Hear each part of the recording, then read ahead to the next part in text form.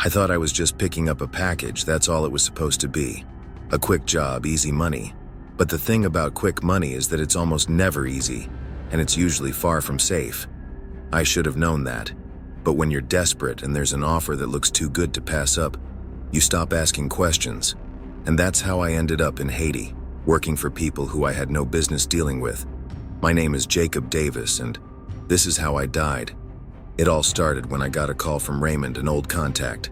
He'd always been the middleman, a guy who knew a lot of people and could get his hands on just about anything. We'd worked together a few times, but this one was different. He wanted me to fly down to the Dominican Republic, cross into Haiti, pick up a package and bring it back to Miami. It was risky, sure, but the payout was way too tempting to ignore. Raymond swore it was a one-time deal, no strings attached. You'll meet up with someone in the DR and they'll get you across the border, he told me over the phone. The guy you're picking up from is named Lou Jean-Baptiste, aka Holy 509. Real powerful warlord, but as long as you keep things smooth, you're good, quick in and out. Holy 509. The name alone made my stomach drop. He was a gang leader with a reputation that extended far beyond his own country. He was known for his ruthless ways, for how he'd deal with anyone who crossed him. But Raymond insisted he was reliable, that he wasn't a guy to mess with, if you did your job right. So I packed a bag, flew down to the DR, and met with Raymond's CT, a rough-looking guy who seemed too casual for the seriousness of the situation. He didn't say much, just gave me a nod and motioned for me to follow him.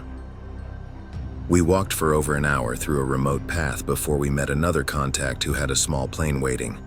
After a short flight, I was in Port-au-Prince, Haiti. As soon as I stepped off the plane, the heat hit me like a wall, thick and suffocating. Raymond had given me an address, a rundown spot in one of the more dangerous parts of the city. As I navigated the narrow, crowded streets, I couldn't shake the feeling that I was being watched. I knew I stood out, and I could see people sizing me up, giving signals I didn't understand. But I kept moving, knowing this was just another job, just another risk I was taking to get paid. The address took me to a dilapidated building with a tin roof. I hesitated, then knocked on the door, glancing over my shoulder.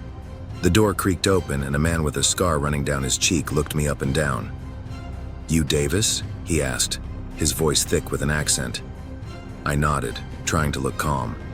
"Yeah, I'm here for the package." He opened the door wider, motioning for me to step inside. The air inside was stifling, the room dark except for a single hanging light bulb. Two other men sat by a table in the center, their eyes following my every move. One of them was 509. He didn't look intimidating at first glance, but his eyes held a coldness that made my skin crawl. There was no mercy there, just a man who'd seen too much to care. 509 pushed a small, tightly wrapped package across the table toward me.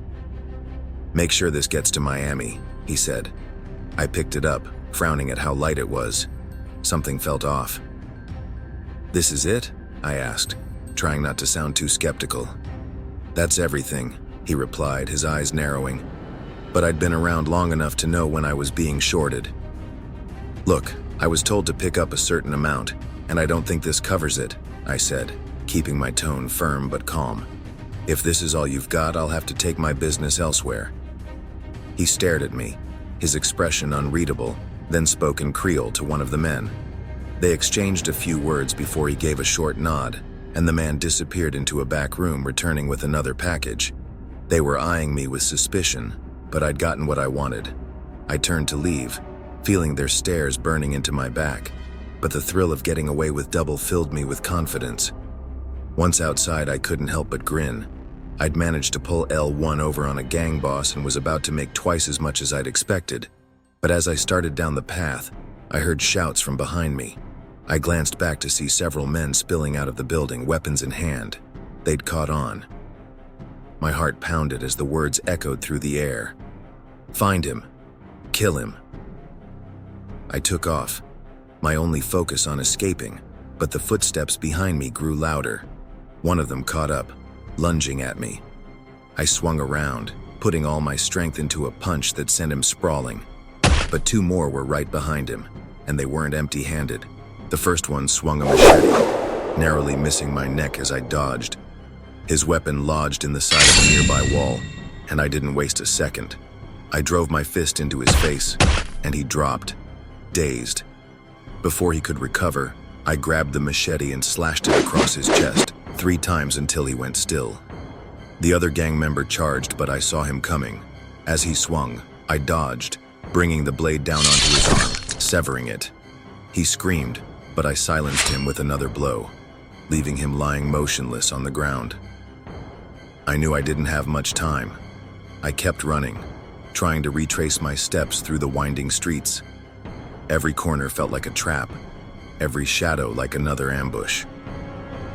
Finally, I reached the outskirts of town and pulled out my phone, dialing my contact, the pilot who was supposed to fly me back. The call connected, and I whispered frantically, "Meet me at the spot. I'll find a way to get there." "Got it," he replied, and the line went dead. Now I just needed a vehicle.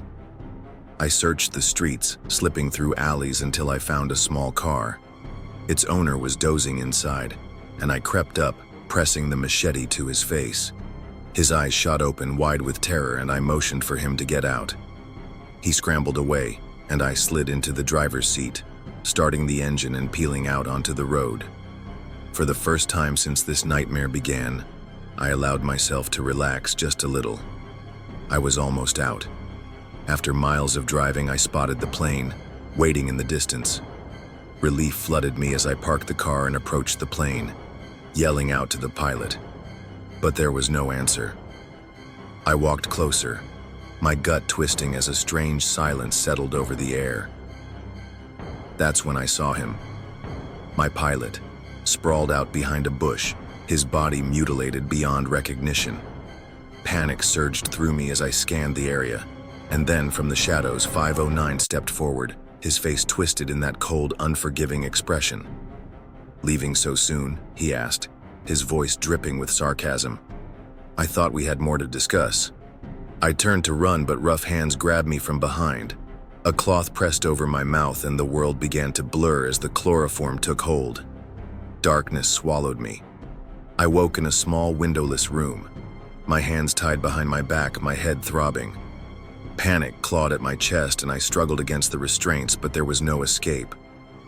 The door creaked open, and 509 walked in, his gaze cold and mocking. "You thought you could play us?" he said, squatting down to my level. "Take what's ours and walk away?" "It was just a job," I gasped. "Raymond sent me." "Raymond?" He laughed, a harsh, mirthless sound. "Raymond is a dead man, and so are you." Days passed in a blur of agony. They demanded answers, information I didn't have. Every time I told them the truth, they hit harder.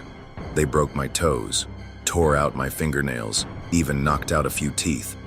Each beating left me weaker, and hope faded with every passing day. Rescue wasn't coming. I'd walked right into a trap, and there was no way out. One night, they dragged me out into a courtyard. The moon cast an eerie glow, illuminating 509 as he stood before me, a pistol in hand. "This is what happens to people who think they can get over on us," he said, raising the gun. As I knelt there, I thought of the life I'd thrown away for a quick score. Regret washed over me, but it was too late. The last thing I heard was the deafening bang of the gun, and then darkness claimed me.